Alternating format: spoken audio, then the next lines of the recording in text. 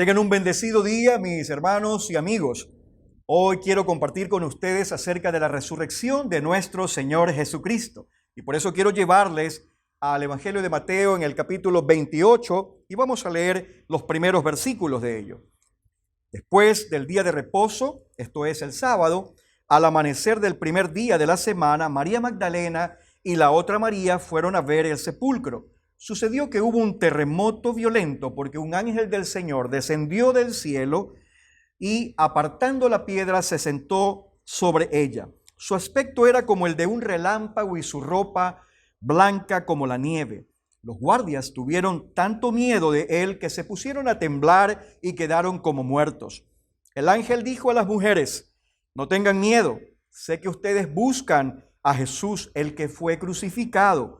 No está aquí, pues ha resucitado, tal como él lo dijo. Vengan a ver el lugar donde lo pusieron. Luego, vayan pronto a decirle a sus discípulos: él se ha levantado de entre los muertos y va delante de ustedes a Galilea. Allí lo verán. Ahora ustedes ya lo saben. Hasta allí las escrituras en las cuales vamos a discernir, y le pedimos al Señor que nos dé entendimiento para crecer en fe y poder compartir también esta palabra a otros.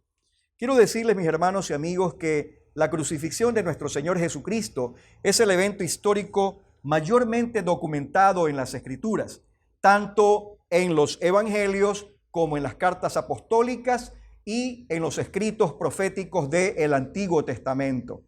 Todos estos escritos tienen perfecta armonía y concordancia. Debo decir también que la resurrección de nuestro Señor Jesucristo es el evento histórico que mayormente pone a prueba nuestra fe en Él. El apóstol Pablo, refiriéndose a la resurrección, dice en el capítulo 15 de la primera carta a los Corintios, desde el versículo 17, lo siguiente: y si Cristo no ha resucitado, entonces la fe de ustedes es inútil y todavía son culpables de sus pecados. En ese caso, todos los que murieron creyendo en Cristo están perdidos. Versículo 20. Lo cierto es que Cristo sí resucitó de los muertos. Él es el primer fruto de una gran cosecha, el primero de todos los que murieron. Mis hermanos y amigos, no tenemos ideas cuántos detractores en el pasado han habido acerca de la resurrección de nuestro Señor Jesucristo. Hoy mismo existen detractores y sus hipótesis nunca han podido ni podrán ser probadas, a pesar de que la ciencia y la tecnología han aumentado. Yo diría que Pablo, en este mismo argumento de Primera de Corintios, tiene una frase concluyente. Atienda lo que dice. Pablo dice: es un hecho.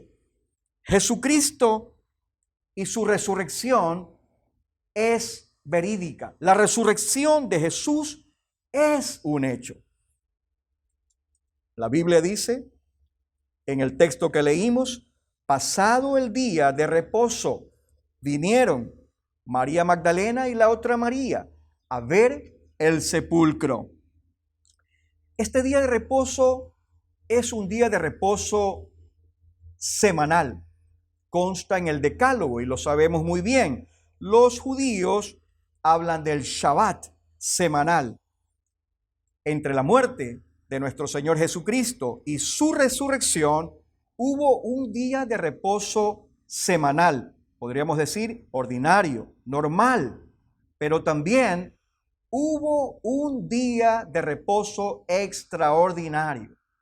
Estamos familiarizados con el día de reposo semanal, al cual llaman Shabbat, no simplemente sábado, Sabbat, los judíos. Pero no somos muchos los que estamos familiarizados con el día de reposo extraordinario. Quiero insistir en esto.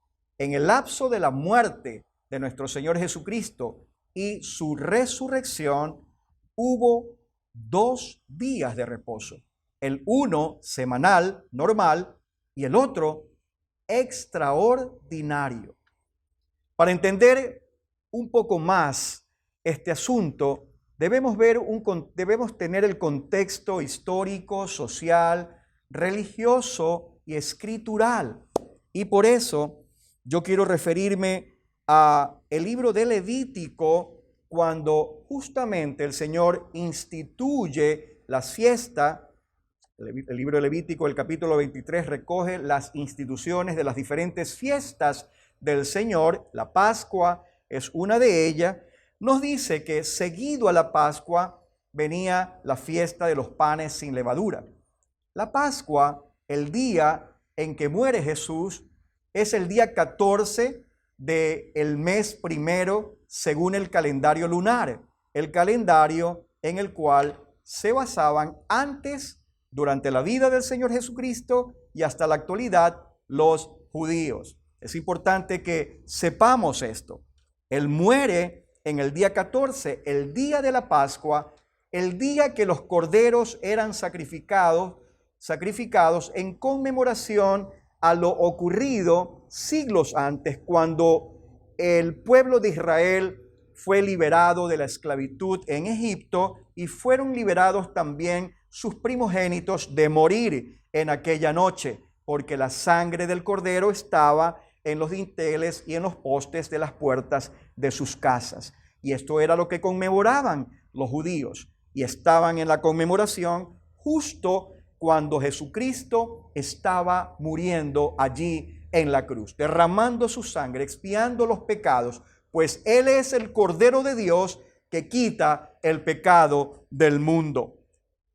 Seguido la Pascua, es decir, el día 15, empezaban los panes sin levadura, aunque podemos ver también en los evangelios que inclusive el día de la Pascua también formaba parte de esta fiesta de 7 días. Sumado a la Pascua eran 8 días.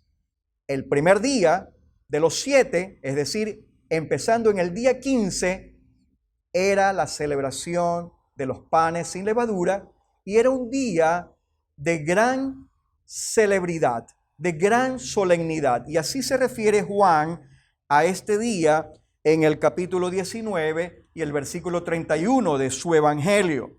Así que Jesucristo muere el día 14 y el día 15 es un día de reposo extraordinario.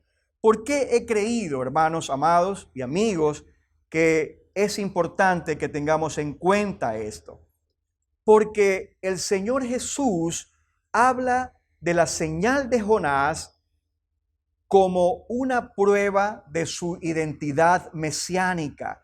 Cuando conversa con los escribas y los fariseos que están confrontándolo a menudo, y a menudo lo confrontaron en su vida ministerial, les dice: no les voy a dar otra señal aparte de la señal de Jonás. Y la señal de Jonás significa que él estuvo en el vientre del pez grande 3 días y 3 noches. Y así estará, dijo Jesús, el Hijo del Hombre en el corazón de la tierra. Hermanos, el Señor sabe contar. No podemos pensar en que fueron más o menos 3 días o más o menos 3 noches. Los días, según el calendario lunar, no son iguales a los días según el calendario gregoriano en el cual estamos. Por eso, algunos tratan de ver una contradicción en esto. Contando del viernes a domingo, parecería que hay una contradicción, pero si nosotros sabemos este contexto histórico, social, religioso y escritural, nosotros podemos defender nuestra fe y podemos decirle que se apuraron los discípulos, se apuró José de Arimatea para enterrar en su sepulcro de su propiedad el cuerpo de nuestro Señor Jesucristo, porque ya entraba el día de reposo. Pero este día de reposo es un día de reposo extraordinario. Era el día 15, era el primer día de los panes sin levadura. Podemos hablar, hermano, de la verdad, porque las tradiciones no pueden estar por encima de la verdad. Por otro lado, tenemos que conversar también con nuestros amigos judíos, con ateos que tratan de ver contradicciones en la palabra de Dios, pues no lo hay. Y si entendemos claramente esto, podemos decir con completa libertad la verdad del Evangelio, la verdad de la palabra del Señor. Finalmente, quiero decir que en el relato de la resurrección de nuestro Señor Jesucristo en todos los evangelios, hay dos expresiones del poder de Dios. El primero es el poder de la vida. Dios es todopoderoso. Dios es el dador de la vida.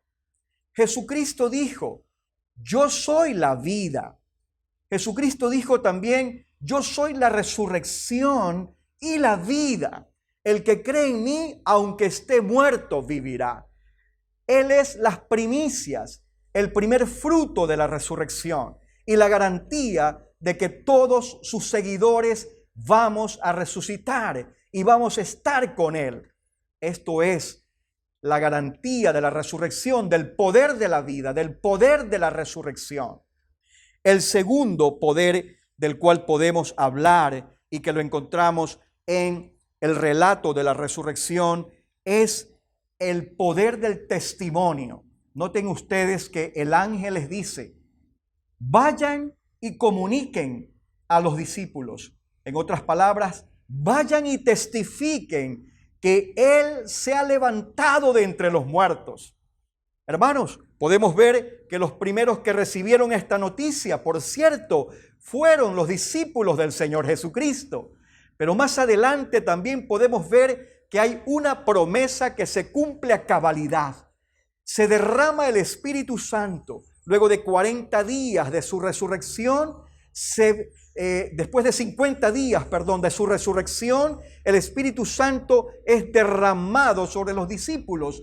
Y en ese poder del Espíritu, ellos testifican acerca de su Señor, acerca de Jesucristo, acerca de su resurrección. Y pueden decir a viva voz, Él está vivo. Él es la resurrección y la vida. Él nos garantiza que aunque estemos muertos, vamos a vivir. Hermanos, hoy por hoy tenemos al Espíritu Santo con nosotros. Tenemos que darle toda la cabida y toda la libertad para poder ser testigos de la resurrección de nuestro Señor Jesucristo. Ser testigos que Él es el Salvador del mundo en nuestro contexto inmediato, Jerusalén, en Judea, en Samaria y hasta lo último de la tierra. Las naciones están esperando por ti y por mí para ser testigos de nuestro Señor Jesucristo y de su resurrección. Que Dios te bendiga.